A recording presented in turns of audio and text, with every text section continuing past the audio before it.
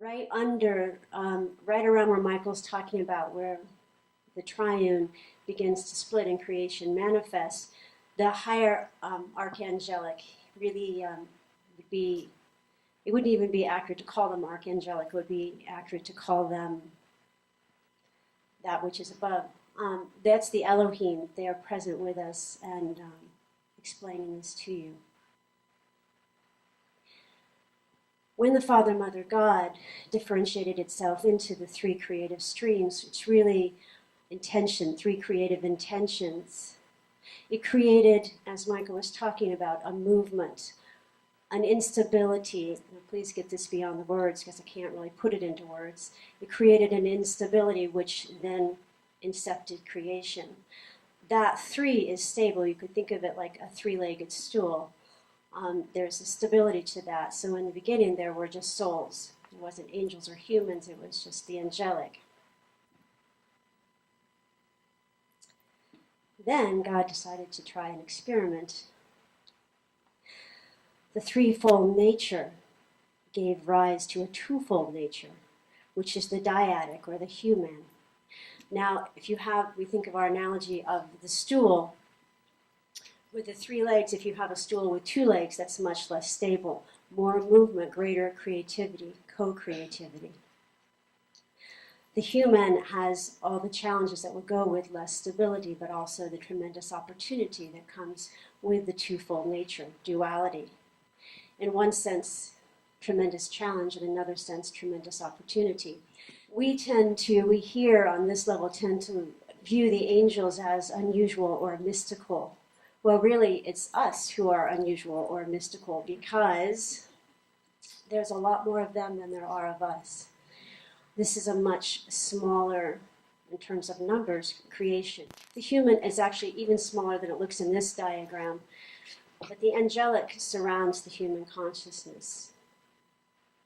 So I would say to you, you worship the angels, they worship you. This is a very pristine place, a very desired place to come to because of the tremendous opportunity, the co-creatorship with the Lord. The reason it's such a tremendous opportunity is because we are born here in the human consciousness in absolute unawareness.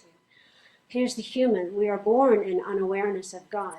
Now, when I say born in unawareness of God, this would be more after the veil drops, of course. An infant, certainly if you looked into the eyes of an infant, you're looking into the eyes of one who lives with God. Once the veil drops, we are born into unawareness of God. Now the angel... When does the veil drop? Around age 7. We have awareness of other. You see, there's the dyadic consciousness. There's the awareness of other. The angel is born into absolute awareness of God. They never forget. It's like I'm sure you've heard John Rogers say, he never forgets. That's something we all aspire to, I'm certain. The angels are born into that awareness of God, unawareness of other. So they're in absolute surrender. When you could wonder how could the angels fall with Lucifer, well, the angels have that absolute surrender, that oneness with God's intention. So when you wonder how could there be demons, how could there be angels that could be fallen, how could that exist? Well, it gets very subtle. As the angels go higher and higher, they start to develop an awareness of other. As we go higher and higher, we start to become less aware of other, more aware of God. You see, where we are born, where they evolve to where we are born. And the end of that is the bridge, the co-creatorship with God.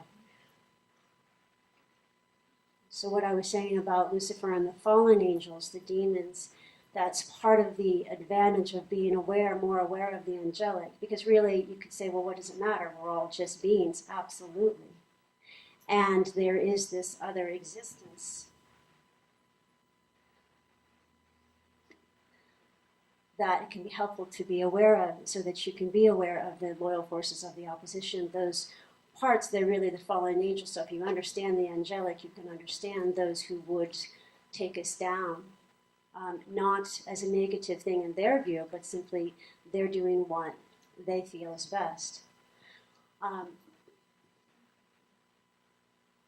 see. I'm going to speak, it might sound a little different now. Verily, we would say to you, your expression is born of the divine. Do not despair of your awareness of that which is individuation, of your awareness of other. We who love you want to serve you. There's a tremendous opportunity in this consciousness. We who love you step into this level so that we might experience the dyadic nature, experience the other so that God might fall in love with itself again. This is the opportunity of the human consciousness. When you are born in unawareness of the Lord, but you choose back through your evolution into awareness of the Lord, this is a tremendous gift indeed. It's like falling in love all over again with the same spouse. It's God's gift to itself. So it would say to you, there is a permeability between the angelic and the human. Call on us, but not only that, know that you are us. Know that there's no difference. It is to that which we both evolve, the co-creatorship with God, the awareness that there is other and there is no other. The awareness that you can walk in this dream, fully aware of the Spirit manifesting, fully aware of God choosing itself back through you.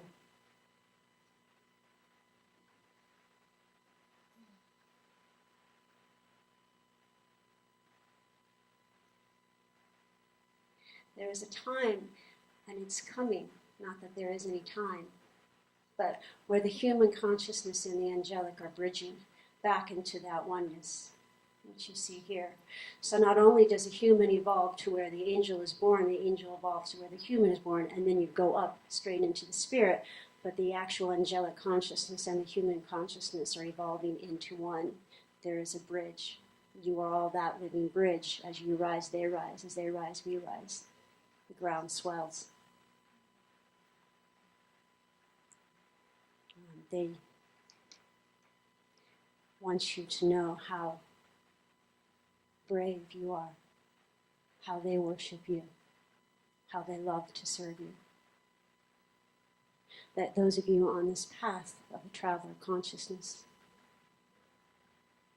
are honored in the heavens.